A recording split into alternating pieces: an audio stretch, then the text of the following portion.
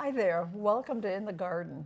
Today we're going to be talking about more questions that we received on the Hutch, Minnesota Gardening Enthusiast Facebook page, and Debbie Kaharski and Tanya Vasek are here to help me with those. So here we go.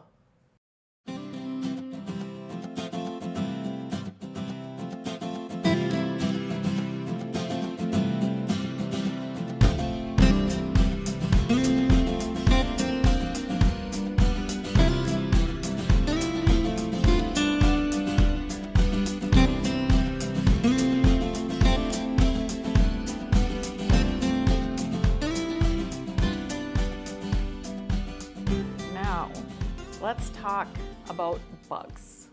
That's kind of a big issue. Yes, it is. And before we even get into, well, we're going to talk about integrated pest management, IPM. And that's kind of a comprehensive, a science-based approach to pest control. Yep.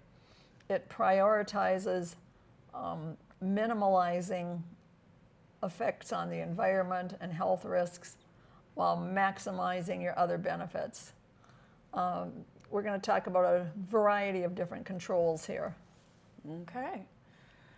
So, can you explain? Okay, cultural controls. We want things that make the environment less hospitable for the pests. Now, when we're talking pests, I'm kind of referring to both insects and disease here. So we already talked about thinning cuts, dividing if something is really overgrown on a perennial. So things like cultural controls or things like that, providing that airflow, crop rotation in the vegetable garden, sanitation, clean up fallen leaves, fallen fruit, get that out of there because that often attracts pests, whether it's your apple trees.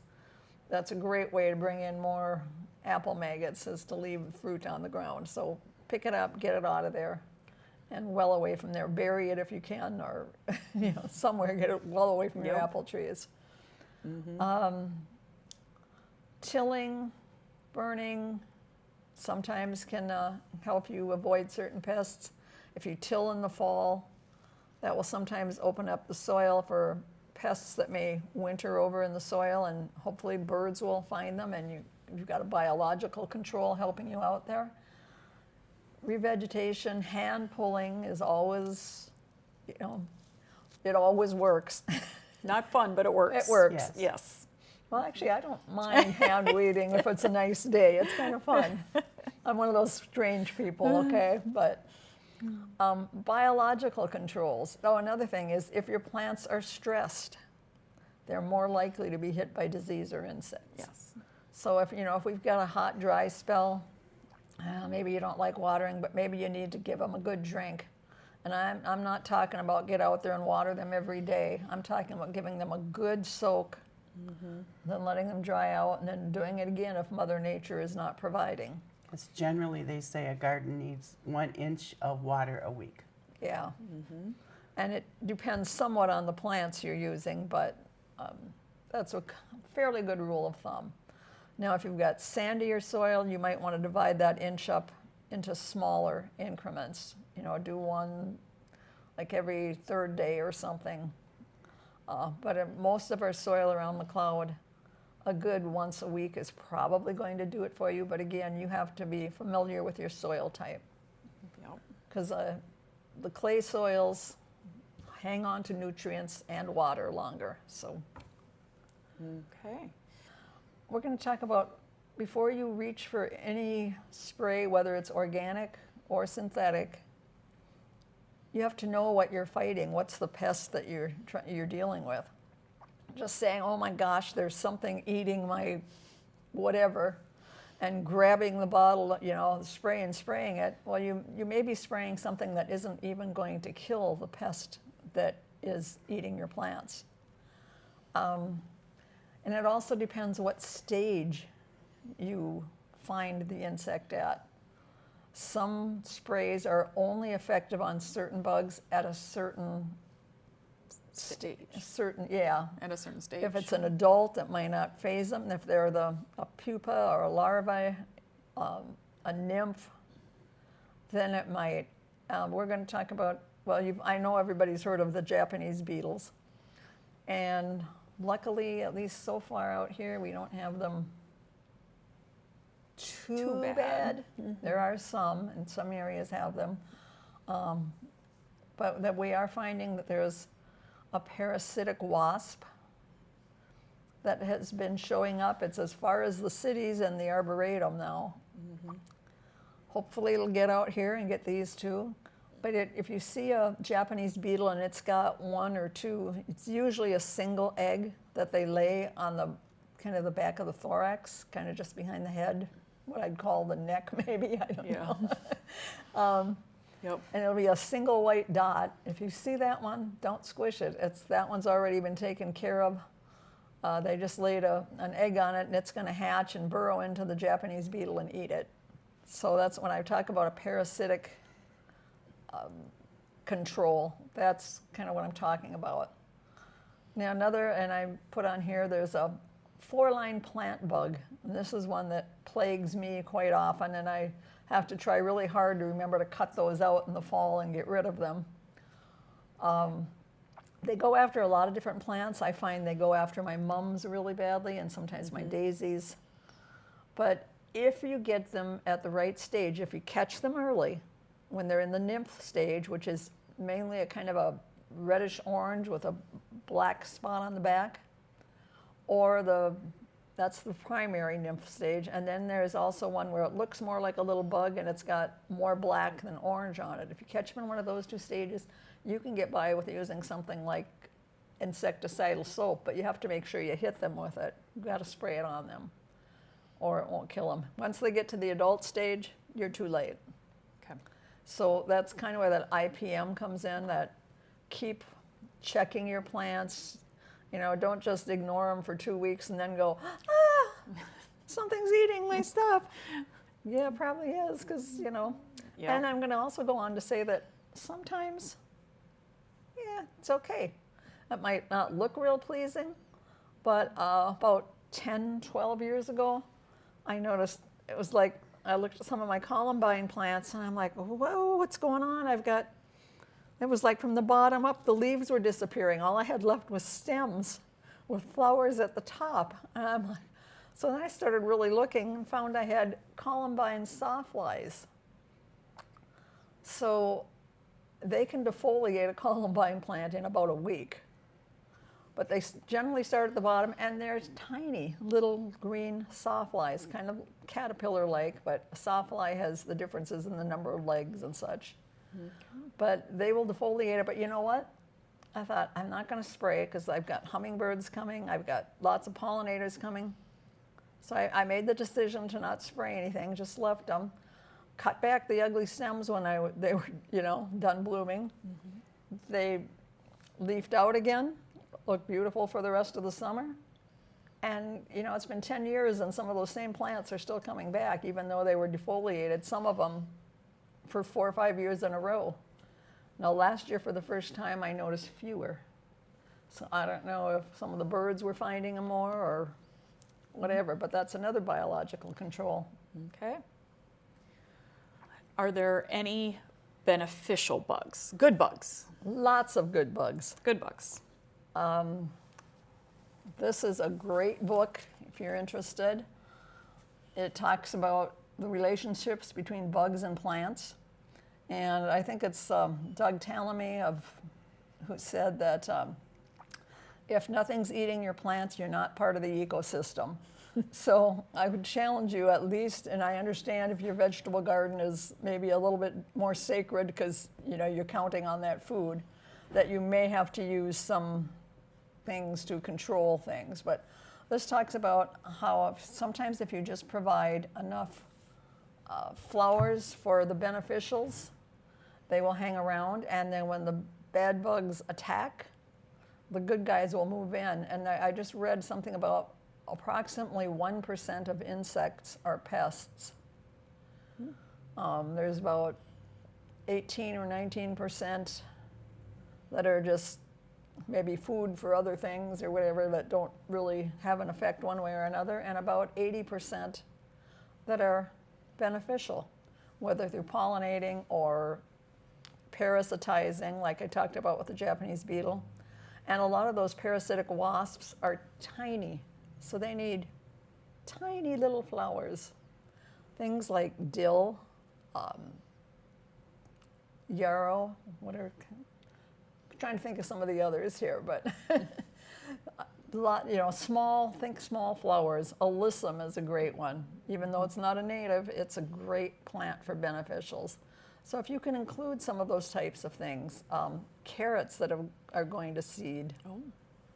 Yeah, Queen Anne's lace or false Queen Anne's lace. Some of these can be a little, so you might want to make sure some of them are cut off before they go to seed, but they do attract and keep the beneficials in there because they also need pollen as well as their protein source, whether it's by parasitizing or eating them outright. Ground beetles, lacewings, lady beetles, even those annoying Asian lady beetles do have, something good to do for us. The minute pirate bugs, social wasps, solitary wasps, tachnid flies, syrphid flies, even the non-predatory wasps, the ones that, and hornets, even they will eat some of these other insects. So I've kind of got to where I've just, unless they're by a doorway where I'm, Really bothering you. yeah, if they're in some out of the way space, fine, stay there. If you come by my doors, you're probably going to get. But otherwise, we'll let you be. Okay. This is recommended by the University of Minnesota, but it's Garden Insects of North America. Has lots of pictures and descriptions, damages that they do, and what you can do to prevent them. It's got very good pictures, so really good for identification, I thought so. Lots of pictures, lots of different stages, so that really helps you identify what you have in your garden. Can certain plants repel pests? Maybe, sometimes. There's a lot of anecdotal evidence, meaning people said, oh, I planted this and then this didn't come. There's not much actual scientific evidence, but things that have a strong scent, look at it this way, you won't hurt anything. You're not going to kill off any beneficials or anything else by trying it. Okay. So things like the alliums, leeks, onions, shallots, basil, catnip, lemongrass, mint, rosemary, thyme, things that have a stronger smell. And thyme, by the way, is when it's in bloom, is a good pollinator plant. It's not good for those beneficial insects. Some people will say chrysanthemums, marigolds, nasturtiums, petunias. Maybe, maybe not. But like I said, it's worth trying it. They might help. In a lot of cases, it takes quite a few, like some of the geraniums that are supposed to repel mosquitoes. They found that, yes, they do, but you'll need quite a few of them around you. Okay. All right.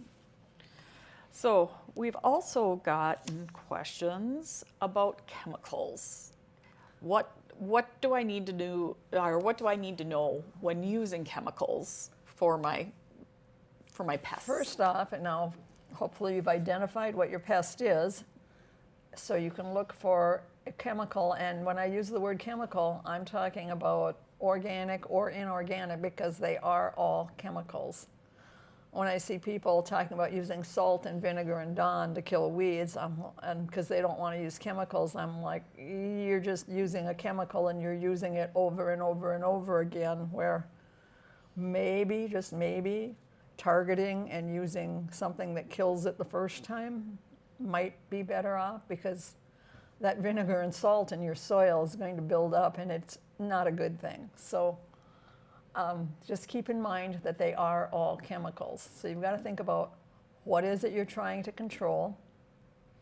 And maybe you decided, yeah, they're going to kill this. I can't wait for the cavalry to arrive. So look for the thing that's going to be the least toxic to most things. And if you do have to use something, like you get some non-native pest that doesn't have a lot of, what do I want to say, biological controls here at this time, you might need to go to a synthetic chemical or an organic one. And make no mistake, there are organic ones that have been taken off the market.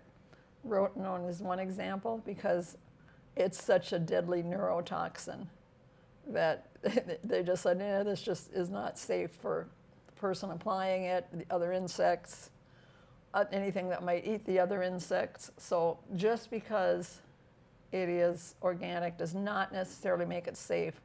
You still need to wear protective clothing, gloves, long sleeves, long pants. In some cases, you might need a respirator type mask. So just because it says organic does not mean it's, you can just stick your hand in and mix it up. Wouldn't be a good idea. I would also say too, read the label. Some come in a concentrated form where you have to mix it, and then know your ratios. I think that's very important too. And the label is the law. When we took our Master Gardener training, that gets drilled into us over and over and over. Because the label says a little bit more is not better. Just follow the label. And yeah, I know they're hard to read. You just about need your magnifying glass. You do. But you do. Target, look at what it's targeting. Decide what it is you need to spray and find the thing that will target that insect. Because no matter what you spray, anything you spray is going to have an effect on some other insect. There just is no way around that. No. So unless you're willing to just let Mother Nature take her course, look for the one that's going to do the least amount of damage. Okay. All right. Here's the big question we get to. Black walnut trees. What is a juglone? Juglone is a natural toxin that the black walnut tree produces, that it's kind of a safeguard for the black walnut tree. It kind of kills off other plants around it. It's protection, I guess you'd call it. So, and it's in all parts of the tree, the roots, the bark, the wood, the leaves, the nuts. So there are some plants, and again, some of the ones we're going to talk about, it's anecdotal evidence.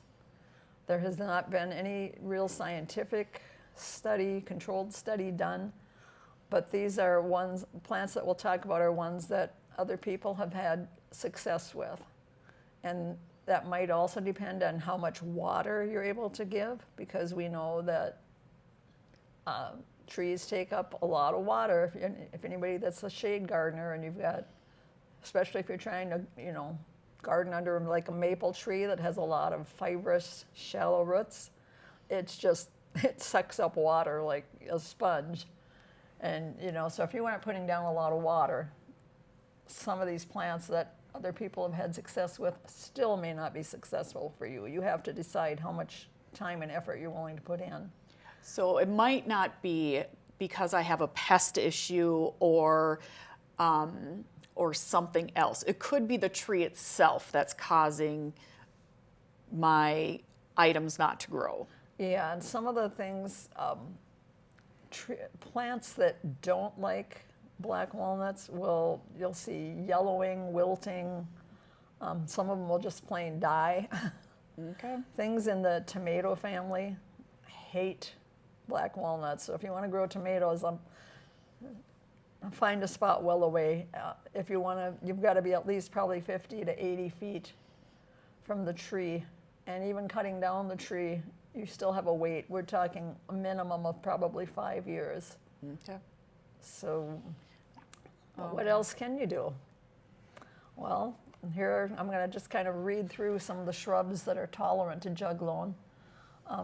Hazelnut, forsythia, witch hazel, rose of Sharon, which is a type of hibiscus, snowball hydrangea, which is like your Annabelles and Incredibles, St. John's wort, American holly, junipers, spice bush, mock orange, currants, elderberries, maple leaf viburnum and Korean spice viburnum are, some that you might want to try. And like I said, there are no absolute guarantees because everybody's soil is different, water. So these are things that you can try. Some vegetables that if you need to plant something, again, the further away you can stay from the black walnut, the better. But understandable that if you're in town, you don't sometimes have that much space to play with. But some onions, beets, squash, and melons, carrots, parsnips, beans, and corn may tolerate the juggalo in the soil. Okay. Flowers, there are quite Quite a a few more. list. Yeah, I don't know that I'm going to read all of them off, but yarrow, hostas, we'll do a few of them, hollyhocks, morning glories, jack in the pulpit, European wild ginger, asters, lobelias, Virginia bluebells, calendula, which is pot marigold, grape hyacinth, some of the spring blooming bulbs, daffodils, primrose sundrops, Dutchman's breeches, things like that. Okay. What about, I have a black walnut tree and I want to do, since nothing's growing there, can I do a raised bed under there? Yes, I would not put it around the tree per se. Okay. Move it out, as far away as you can, but you can build a raised bed and be sure you line it maybe with even a couple layers of landscape fabric. Build it up high enough so you're up above the juggalo in the soil. And you still got to make sure you clean out any leaves that fall into it, any walnuts that fall into it. Make sure you clean those out, but that will at least give you a fighting chance. Same with pots or containers. Okay, You can that's set my next question. containers under there.